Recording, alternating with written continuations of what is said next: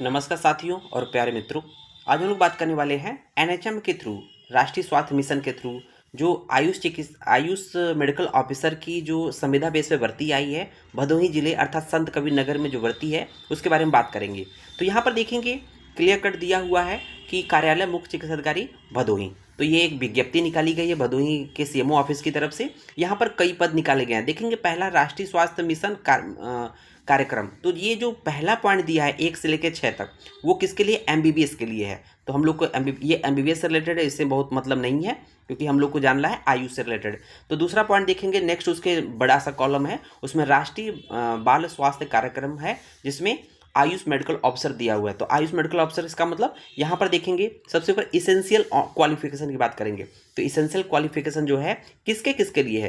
तो देखेंगे पहला पॉइंट है आयुर्वेद मेडिकल ऑफिसर के लिए है। उसके बाद नीचे देखेंगे आयुष मेडिकल ऑफिसर के लिए है। उसके बाद देखेंगे होम्योपैथिक मेडिकल ऑफिसर के लिए है। इसका मतलब आयुर्वेद, यूनानी और होम्योपैथी ये तीनों के लिए आया है। मतलब कोई भी ब्रांच का कोई भी पैथी का जो कैंडिडेट होगा अप्लाई कर सकता है।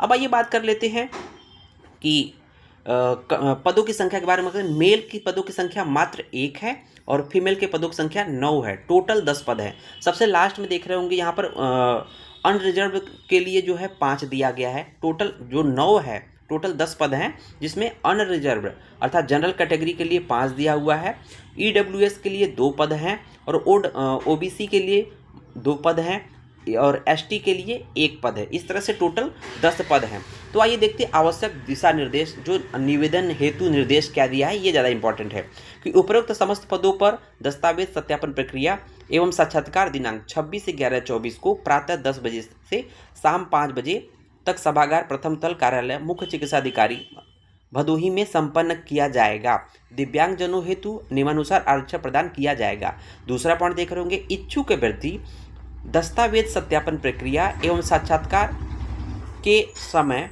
नवीनतम बायोडाटा। तो नवीनतम बायोडाटा अभी सीबी की हम लोग बात करेंगे अगले वीडियो में। समस्त वांछित अभिलेख रजिस्ट्रेशन हाई स्कूल